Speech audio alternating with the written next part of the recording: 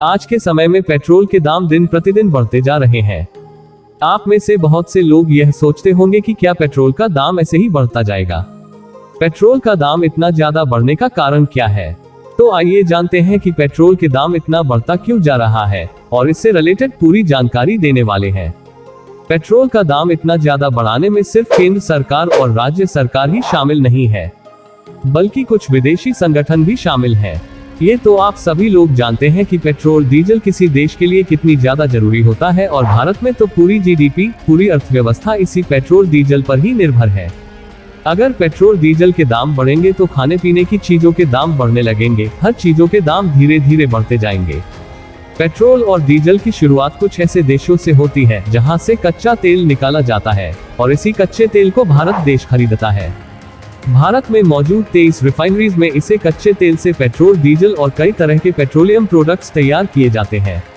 लेकिन क्या आपको पता है कि इस कच्चे तेल के दाम को कौन तय करता है? पूरी दुनिया में यूनाइटेड स्टेट्स, रसिया, सऊदी अरेबिया ऐसे कई देश हैं जहां से कच्चा तेल निकाला जाता है, और इसे रेगुलेट करने का काम ओपेक यानी organisation of the petroleum exporting countries करता है। ओपेक एक ऐसा संगठन है जिसमें 24 देश आते हैं। वो देश जहां से कच्चा तेल जमीन के अंदर से निकलता है, वो कच्चे तेल के दाम तय करती है। इसी कच्चे तेल से पेट्रोल और डीजल जैसी चीजें बनती है।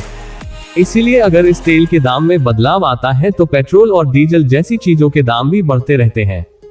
कोविड के समय से पहले कच्चा तेल $75 प्रति बैरल मिल रहा था, जिसमें एक बैरल में 159 लीटर कच्चा तेल होता है। लेकिन जैसे ही लॉकडाउन लगा, वैसे इस कच्चे तेल के दाम को $20 प्रति बैरल तक नीचे गिर गया, क्योंकि दुनिया भर में लॉकडाउन की वजह से गाड़ियां चलना एकदम कम हो गई थी, जिससे तेल कंपनियों को काफी ज्यादा नुकसान होने और कच्चे तेल के दाम घटने लगे। उन्होंने अपना प्रोडक्शन भी कम कर दिया। लेकिन जैसे ही लॉकडाउन खुला, उसके बाद ओपेक की एक बैठक हुई, जिसमें संगठन से जुड़े देशों ने आउटपुट पैक्ट प्रपोजल सामने रख दिया। इस आउटपुट पैक्ट प्रपोजल में कहा गया कि इससे जो नुकसान हुआ उसकी भरपाई करने के लिए अगले 2 सालों तक कच्चे तेल के दामों को बढ़ाया जाएगा। यह बैठक 2020 में हुई थी।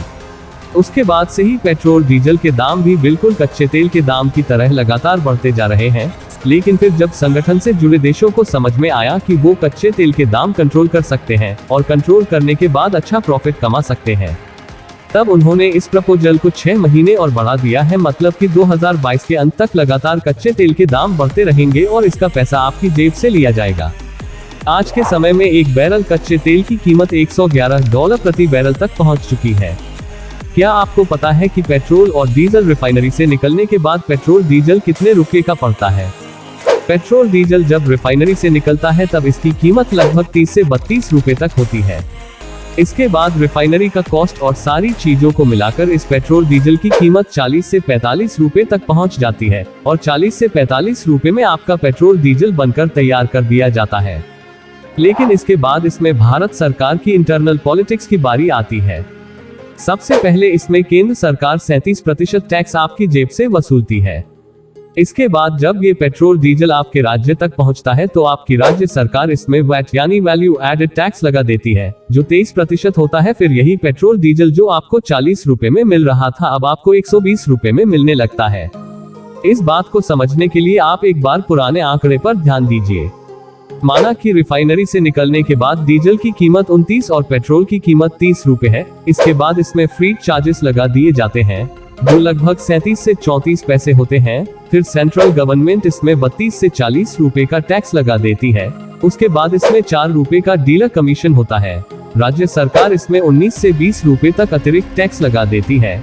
इस हिसाब से उस वक्त पेट्रोल 86 रुपए प्रति लीटर के हिसाब से बिकता था। लेकिन आज OPEC, central government, state government, इन सभी ने तेल के दामों को और टैक्स को बढ़ा दिया है, जिसकी वजह से आज बाजार में तेल इतना महंगा बिक रहा है और जनता महंगा तेल डालने पर मजबूर हो गई है। आइए जानते हैं कि इस टैक्स में किस तरह से बढ़ोतरी हुई है। इस बात को समझने के लिए एक बार जरा साल 2014 के एक आंकड़े को देख लेते हैं। दिल्ली में रिफाइनरी से निकलने के बाद पेट्रोल की बेस कीमत 45 रुपए थी, लेकिन 2021 में इसी पेट्रोल की बेस कीमत 29 रुपए तक हो गई थी। लेकिन फिर भी हमारी सरकार ने पेट्रोल के दाम कम करने की जगह इसमें 37% टैक्स और बढ़ा दिया। जहां राज्य सरकार 2014 में 18% वैट ले रही थी, उसने 2021 में इस टैक्स को बढ़ाकर 23% कर दिया और सेंट्रल गवर्नमेंट ने 2014 में जो 16% टैक्स ले रही थी उसे बढ़ाकर 37% कर दिया गया है। ये सारी चीजें तुरंत नहीं हुई है, बल्कि फाइनेंस मिनिस्टर निर्मला सीतारमण ने 2020 में इसके लिए एक बिल पास करवाया था, जिसमें कहा गया था कि पेट्रोल डीजल में लगने वाले टैक्स को बढ़ाया जाए और ये बिल पास कर दिया गया था। एक रिसर्च से पता किया गया कि अगर पेट्रोल डीजल के दामों को जीएसटी के दायरे में लाया गया तो इससे सेंट्रल गवर्नमेंट को 1 लाख करोड़ रुपए का नुकसान होगा और राज्य सरकार को 30,000 करोड़ का नुकसान होगा। अब सवाल ये है कि आखिर केंद्र सरकार और राज्य सरकार इस तरह से लोगों की जेब काट रही है, तो इसका कारण यह है कि हमारे भारत देश में लोगों को मुफ्त चीजें ज्यादा पसंद आती है।